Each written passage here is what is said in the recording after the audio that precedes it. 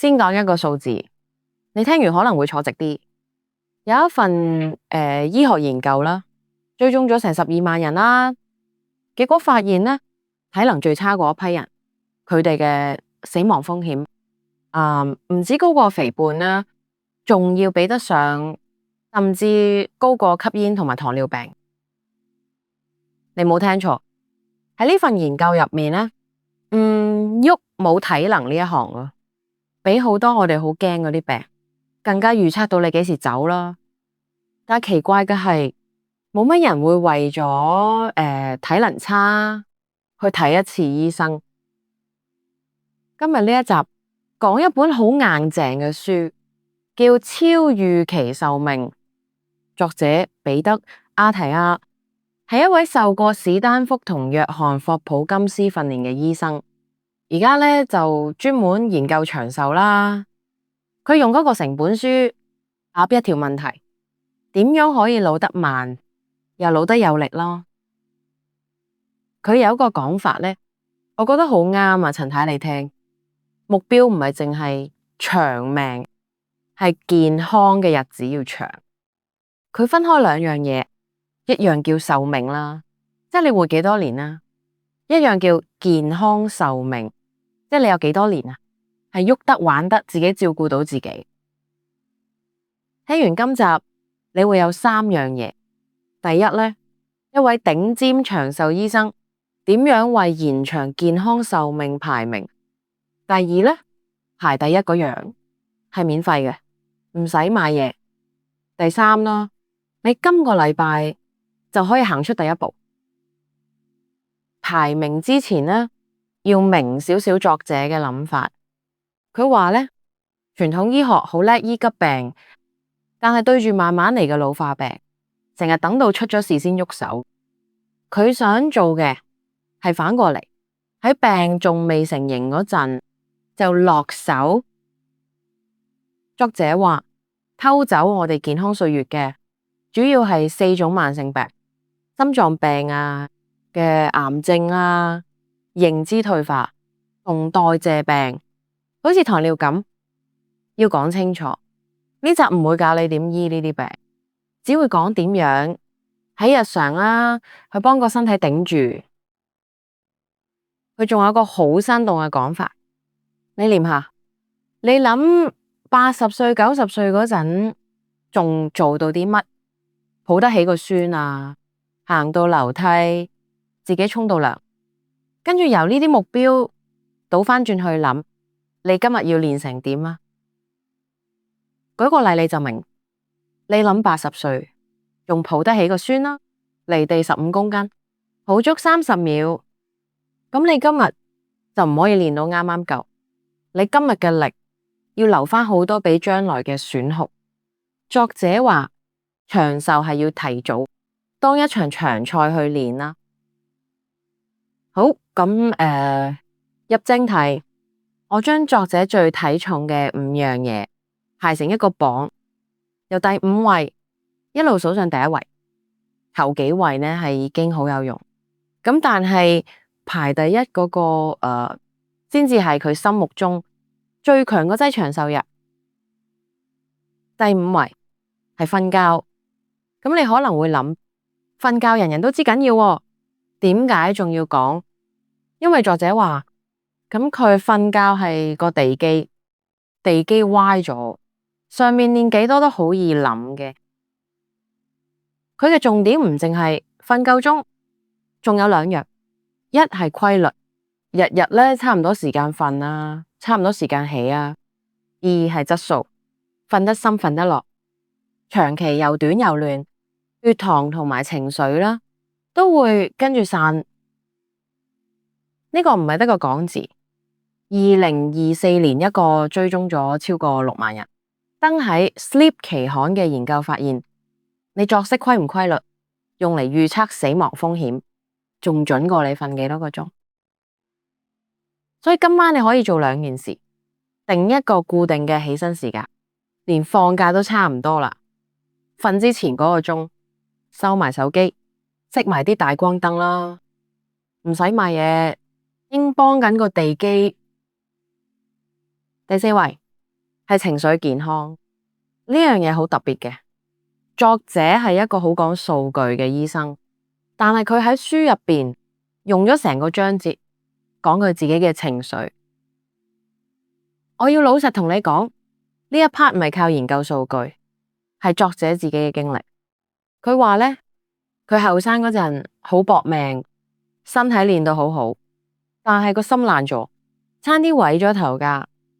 佢嘅結論係，身體養得幾好都好啦，情緒爛咗一樣會短命。點解排到第4咁高？因為作者話，其餘幾樣做到足，但你成日孤獨，成日嬲，成日焦慮，你根本唔會有動力行落去。順帶一提，有大型嘅分析都發現，長期社交孤立會令到死亡風險升大約30%。所以呢一條嘅行動好簡單，但係唔容易啊。今個禮拜主動揾返一個你會傾到心事嘅人，約佢飲杯茶或者打返個電話，嗰個連結嘅話都係一種養生。第3位係食嘢，作者喺食物上邊反而唔迷信邊一款餐單嘅。佢話對大部分中年之後嘅人嚟講，最緊要嘅唔係食少啲，喺食夠蛋白質。點解？因為過咗中年，你一路流失緊嘅係肌肉咯。你淨係一味減磅，一味戒口，好易連肌肉都一齊減埋。作者嘅方向係食夠蛋白質啦，撐住啲肌肉，好過死慳卡路里。不過有一句好緊要講清楚，如果你有腎病，蛋白質咧應該食幾多啦？就要先問個醫生，唔可以聽完就自己狂加。有三高、有糖尿嘅，轉飲食之前，同樣問一問醫生先。呢個方向有冇撐啊？2018年一個咧就整合咗49份研究啦，咁合共近2000人嘅分析發現咧，阻力訓練嗰陣補夠蛋白質、肌肉同埋力量嘅進步明顯多啲。食蛋白質同喐係一對嚟嘅。今日就是每一餐都加一份實在嘅蛋白質，一隻蛋呢，一嚿魚，一磚豆腐都算數噶，唔係要你食好多，係唔好餐餐得餸汁溝飯。第2位係力量，好多人以為練力係後生仔嘅事，但係作者話呢，過咗中年，肌肉呢先係你最值得投資嘅器官。力量夠，你先至企得穩啦，行得遠，跌得少。有一個好簡單嘅指標叫握力，即係你揸實嘢嗰陣嘅力。作者話握力細唔淨係開唔到樽蓋咁簡單，佢係全身有幾強壯嘅一個影子。講到力量呢，就要講埋一樣平衡同穩陣，因為對長者嚟講，一次跌親，隨時就係轉差嘅開始。如果你骨質脆弱，或者成日頭暈企唔穩，唔好死頂，就話要同醫生講，由安全嘅動作開始練。呢個唔係嚇你。2015年一個橫跨17個國家，接近14萬人嘅大型研究發現，握力每跌5公斤，整體死亡風險就高大約1/6。係觀察研究睇到嘅係關聯，但係個規模大到唔容易當佢無睹。唔使去健身房，今個禮拜試坐低企身，試下唔用手撐，買餸嗰陣揸實個袋，行多幾步啊，慢慢練你揸實嘢嘅力嘅，由做得到嘅開始，先至有得持續。好啊，去到第1位，作者心目中最強嗰劑長壽藥係你嘅心肺體能，即係你行斜路、追巴士、上樓梯嗰陣，個心肺夠唔夠力撐得住？仲記得開頭嗰個數字咩？就係喺度出現。作者引用嘅研究話，體能最差嗰批人呢，死亡風險之高，比得上甚至越過咗吸煙同埋糖尿。調翻轉嚟講，提升心肺體能係少數真係搬得喐條命嘅事。呢個就係頭先講嘅研究。2018年呢 Cleveland Clinic 睇咗超過12萬人嘅運動測試，發現心肺體能越好，死亡風險越低，而且好似冇上限咁，越練得好啦，越有着數。點練？作者嘅講法好貼地，大部分時間呢，做啊，講到嘢啊，但係唔會好舒服嗰種帶氧運動啦，挨行㗎喎，踩單車、游水都得，然後每個禮拜加返少少，做到有啲喘嗰種。點解要講到嘢但係唔太舒服呢個度？因為太慢，身體咧就冇乜刺激嘅嘢，太爆啊，你又撐唔到耐，好易放棄。呢個中間位啱啱好練到個心肺，又日日做得落。作者話啦，做得耐先至係關鍵嘅。